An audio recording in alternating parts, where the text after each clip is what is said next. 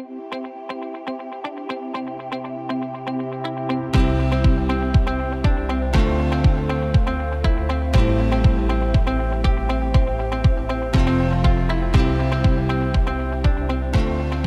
me first thank Terry Lynn for inviting me to come back and offer another presentation to this group.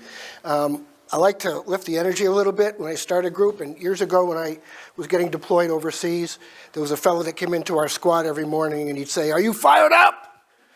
And we'd respond back, "Fired up." So I'm going to say, "Are you fired up?" and just give me a loud "fired up," okay? Are you fired up? Fired up! All right, good way to get started. So my name is Scott Vinci. Can everybody see the screen okay from where you are? Fortunately, I'm able to identify myself as an international author and educator thanks to COVID, because with the introduction of Zoom, I was able to expand my reach across the globe, and I now work with agencies and clients as far away as New Zealand and Australia, UK, South Africa, and sometimes the end of the summer I'll be doing a training via Zoom for a group of social workers in Nairobi, Kenya. It'll be the first domestic violence education training for social workers in Kenya, so I'm really excited about that. We had to get government approval to do that because it's still a very male-dominated society there. So I'm looking forward to that coming at the end of the summer. I am the owner of the Life Strategies Network, which formerly was known as the Nonviolence Alliance in Middletown, Connecticut. They were the first agency in Connecticut to provide batterer intervention training for the court system and the Department of Children and Families starting back in 1994. I came into the organization in 2006, and in 2010 I took over the agency, changed the name to the Life Strategies Network. I felt that the title Nonviolence Alliance was kind of a moving away from label, moving away from violence label, and I wanted something that represented moving towards some higher level life strategies, so changed the name of the business to Life Strategies Network. I focus primarily on domestic violence education, working with men who are criminally charged in the state of Connecticut for, well now throughout the United States, for domestic abuse. I work with victims who are recovering from a past history of domestic violence or family violence. And so today I want to share some information with you about the work that I do in the Life Strategies Network, what the people that work with me do, and something about the clients that we work with. So these are the two primary books that I've authored. They're published on Amazon. The first book that I started writing was called If I Had Known: The Early Warning Signs Women Said They Wish They Had Known Before Their Worst Intimate Relationship. And this is information that I learned from the women who were victims of the clients we were working with in our batterer intervention programs. We would do a partner contact interview before we accepted the client into the program, and also while they were participating in the program, to check on the degree of change or elevation of tensions in the home while the client was going through the program. And then eventually I started working with those victims as well to give them strategies to go through their healing process. In that book, I created a chart called the escalation ladder, the escalation of domestic violence in a relationship, and it indicates 11 stages of domestic abuse as they elevate from the silent treatment or from non-disclosure, which are very passive-aggressive forms of abuse in a relationship, all the way to homicidal violence. I also created a chart that illustrates the circles of influence that contribute to the origins of violent and abusive behavior. The second book is called Bruised Not Broken: 4 Critical Steps to Reclaim Your Dignity and Reclaim Your Self-Esteem.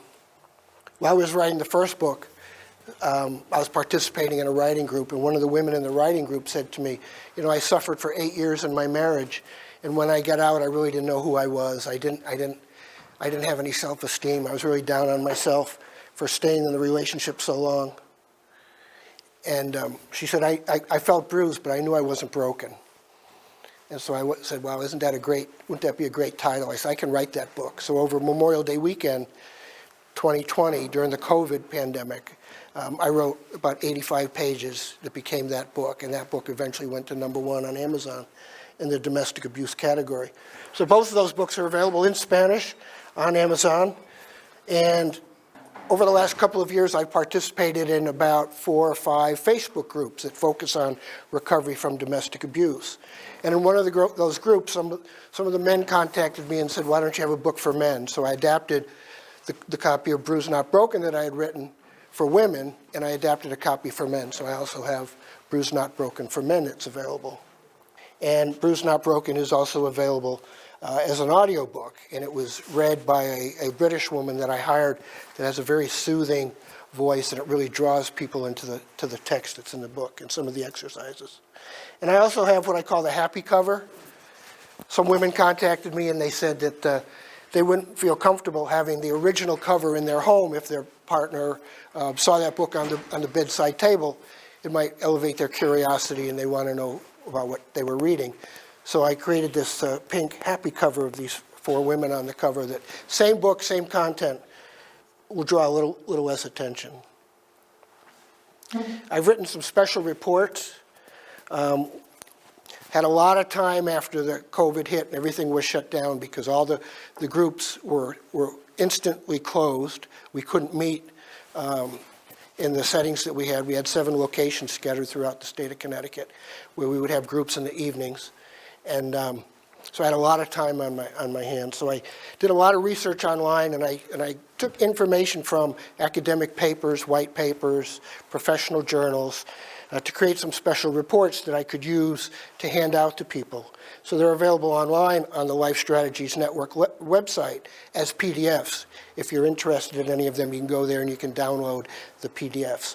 One is called Ultimate Death for Women by Their Romantic Partners, what the research reveals. And it identifies the primary ways that women are killed by their domestic partners. Second is called the X Factors. And these are high-risk multipliers for ultimate death by intimate partners. And these are such things as if there's a child in the home from a different relationship, or if there may be a pet in the home that belonged to the victim from a previous relationship, if there's drugs or alcohol involved in the relationship, if there's a firearm in the home, things like that. Working night shift can contribute to elevated tensions because it's disruptive to your normal schedules and people's expectations about the amount of time and the quality of time that you're going to spend together. From a very young age, I was curious about the dynamics of relationships. What I was observing in my own home caused me to ask questions about what brings people together, what causes people to fall apart, what causes people to treat people the way they would treat people that they proclaim that they love and care for. So I started to do a lot of reading. Back in the day, a fellow by the name of John Bradshaw talked about family systems. He had some television programs on Connecticut Public Television that I watched. Dr. Wayne Dyer talked about different aspects of shaping your life and creating the life that you desire. Roquel Lerner was an author at that time, talked about codependency, family systems, the impact of birth order, things like that. So all those things really interest me and developed my interest.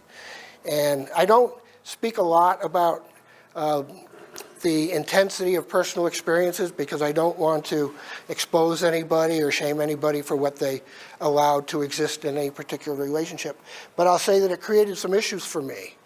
And so I spent some time going to therapy to try to figure out who I was and what my role was in the relationships that I was beginning to form in my teenage years. And I ultimately ended up in a career in law enforcement, spent 20 years in law enforcement over in Hartford, Connecticut, and interacted with a lot of people that were involved with domestic violence situations. And I was always curious about how people communicated to each other, what stimulated the violence, how people managed their anger. So when I went into my master's program in 2000, I studied adult learning strategies and strategies for change. And as I was coming out of that program with my degree, I signed on to the Nonviolence Alliance as a domestic violence group facilitator.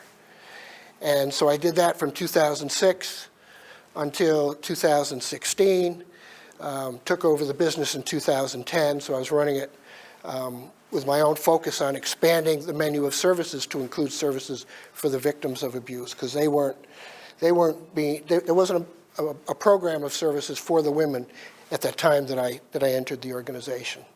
And then when COVID hit, I had all this time on my hands all of a sudden. So I figured I want to put that time to good use. So I took time to write and do more research and get involved with people in different ways, because I didn't have that schedule where I had to be in a different locale every night of the week to run as many as 3 classes with as many as 15 or 20 people in each class. So this report is called The 3 Most Dangerous Events in an Abusive Relationship, and that's also available as a PDF. I created what I call the Safe Escape Safety Plan when you decide to leave. This plan spells out the word P-R-E-P-A-R-E, prepare, and it's a compilation of a variety of different safety strategies or exit strategies, including the National Coalition for Domestic Violence. Dr. Phil's wife has a website where she shares information about dealing with family violence and domestic violence situations, and a bunch of academic papers that all talk about the most appropriate ways to leave a relationship safely, because that can be one of the most dangerous times to leave a relationship. And there's the other training tool that I created called the Spheres of Influence. And these are all the spheres of influence that contribute to a mindset that allows, and this is just one of the 4 primary reasons why people are abusive, but this illustrates some of the contributing factors and the relationships that abusive people can either model or identify with, and take on these patterns of either hypermasculinity, as it's called in some circles, machismo in other circles, or just feeling so insecure about themselves and their ability to control their environment and their needs that they resort to power and control, which are the typical common denominators of domestic violence. I also have a program on our website that's free if you have any interest in taking this training. It's a 10-week training, 1 exercise per week for 10 weeks on how to eliminate judgment and criticism from your communication style. Each week there's a separate lesson, and it asks you to go out and practice. And then each week builds on the previous exercise. And people have written back to me that they've really enjoyed that training, and it's shifted their perspective, not only about how their partner is dealing with them, but how they're dealing with their partner, which is a key element when people aren't ready to leave the relationship and they want to stay connected, either because they have children involved, or they have maybe religious expectations about the commitment they made in their relationship, or they have financial needs that they feel they can't meet on their own. And if they were to leave, they'd be sleeping in their car, so they don't leave the relationship. And it's helped them gain perspective, not only for their partner but for themselves. Then I also have a video presentation that I created called the Love Basket, and this focuses on identifying personal values and the values that you need from a significant other or an intimate partner to feel strong and healthy in a relationship and to have your needs met. And it's illustrated using the concept of a basket and a giving tree, and it's really kind of nice. And from time to time when I do presentations online, I offer admission to this video for people as an incentive for joining the program.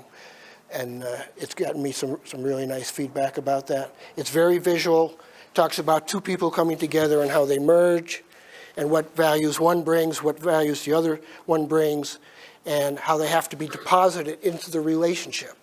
The relationship becomes a third entity between the 2 of them, right? And if you don't have certain values to put into the basket, they're not going to be there when the other person needs that from you. So you may have to develop that for yourself. And if that person doesn't have what you need and is not able to put it into the basket, then it's not in the basket when you need it. And so by contributing to the basket, this giving tree blossoms, and in the video, the tree rises out of the basket. It's kind of an elegant moment graphically. And then there's hearts. The leaves on the trees are all little hearts. It's very nice. So primarily, the work that I do with perpetrators of abuse who are either referred by the court or by the Department of Children, Families, and in some states it's called the Department of Child Protective Services. It's a batterer intervention and recovery program that I facilitate. It's a 26-week program. It's 90 minutes once a week. I also do a batterer intervention facilitation staff training for agencies that have workers that deal with either perpetrators of abuse or with victims of abuse. I can do trainings. Just a year ago, I did a training for a group of 12 social workers in Virginia using Zoom. And we did a 15-hour training. It was pretty exciting. The goals of the program when we're working with abusers is we want to identify the code to get into their vault. And this is a picture of a bank vault to illustrate the point that everybody has their own justifications for their behavior. And so my role as a facilitator and the facilitators that work with me is to crack that code, unlock the code to open that door to the vault so we can peek inside. What's going on inside unconsciously that's causing you to act in that way, that you're seizing control or seizing power in your most intimate relationships? What's your thought process? What are your needs? What are your role models? All of those elements that will contribute to how you manifest in your mind and identify how do I express myself in the world in a way that allows me to feel secure and get my needs met. And so when you're working with a group of 15 or 20 people, everybody's different. And so we have to identify the individual characteristics of each participant and focus on what works best with them within the group setting. And we use the group environment for feedback to help support them in acknowledging what's true for them. Ralph Waldo Emerson once said that the mind, once stretched by a new idea, never returns to its original dimensions. And that's the theory by which we operate. People that come into our programs usually operate by what's called the simple neural network. The blue dots on the left side indicate a stimulus that goes to the column of the yellow dots, which is a transaction taking place inside the individual, and the green dots represent an outcome. And so people come into the program typically have singular responses, neural pathways in their brain that go from stimulus to response. And what we try to do during the 26 weeks of the program is to create a deep learning neural network where when they do have a stimulus, they have a variety of options now that they can operate within. We give them a shift of perspective, not only about themselves, but about their partner and about the relationship. We always identify the relationship as a separate entity that needs to be nurtured and cared for. And then the goal is that the outcomes will shift from controlling and abusive behavior to compassion, understanding, empathy, clear expression, using more appropriate communication skills, and avoiding violence. Now, one of the ways that we begin to shift perspective is we use these ambiguous images. Has anybody seen this type of an image in the past? Okay. How many people see an older woman's image in that picture? How many people see a younger woman's face? So oftentimes people only see one image, and we'll have another group that'll see the other image. And who's right? Right? So we'll have them debate amongst themselves. It's a very simple exercise, but it demonstrates that even when you believe you're right, you may not be right. Here's another image. How many people see one face? How many people see more than one face? How many people see three faces? Okay, if you look at the black silhouette on the right side alone, that appears to be a profile of a woman's face. If you look all the way to the left side to the black silhouette, that appears to be a genie. And if you look at the white outline in the center, that also appears to be a woman's profile. So this is a phrase I captured off of Facebook. It takes courage and intelligence to unlearn the wrong beliefs you held on to for decades. For many of the people we work with, this is very true. Accountability feels like an attack when you're not ready to acknowledge how your behavior harms others. And this is so common to what we have to overcome with the clients that come into our program initially. That they feel like they're being attacked, they're being persecuted, they're being judged. So when I do work with women, we really focus on helping them reclaim their identity and identify all the roles that they fulfill, not only in their marriage or other intimate relationship, but their role with their children, their role with other women in their community, their role with their church, their work, their role with their other family members and their own circles of influence. And we identify the values that they either want to recapture as part of their daily expression of themselves, or other characteristics or qualities that they want to work on developing for themselves to kind of get back to that place where they really feel significant and having something to contribute to the world. Words lead to implicit or explicit agreements to create barriers to understanding. A lot of times when we're working with clients that have been referred into the program, we have identified that there's different levels of abuse in terms of the motivation behind the behavior of the perpetrator. We've identified narcissistic abuse, which is a biological and neurological deficit where the perpetrator lacks empathy, feels a sense of entitlement, they're self-focused and self-indulgent, and they do not perceive consequence to their behavior. So we're able to separate that out from an individual who's a typical abuser, a domestic violence perpetrator, if you will, who's focused on achieving power and control in the relationship. An abuser typically has hyper gender role identification. Sometimes we refer to it as a false persona. When we can strip it away, like peeling away the layers of an onion, we can identify different motivations for that type of behavior. Whether it's they're modeling behavior from what they experienced in their environment, whether it's a neurobiological factor that something's not operating correctly in their brain, whether or not they're reacting to prior trauma or some form of prior abuse in their own life, that unconsciously they're carrying that wound around, or if they just have some conscious or unconscious insecurity that they're trying to overcompensate for by being aggressive and abusive in their relationship. And then there's a group of people that are merely relationship illiterate. They're not what we would categorize as a domestic violence perpetrator. They're not a narcissist. They just don't know how to be in a relationship. And with people communicating on social media and the way people attack each other on social media now without any consequence, we've seen that balloon tremendously, tenfold in the last 5 years, let's say, 5 to 8 years. And those people, they don't have boundaries. They don't have a sense of what's appropriate and what are the limits of aggressive communication. Social media is a tremendous influence in that. And they model inappropriate authority or a parenting model that they experienced in their own life. One of the questions that's very commonly asked is, can an abuser change?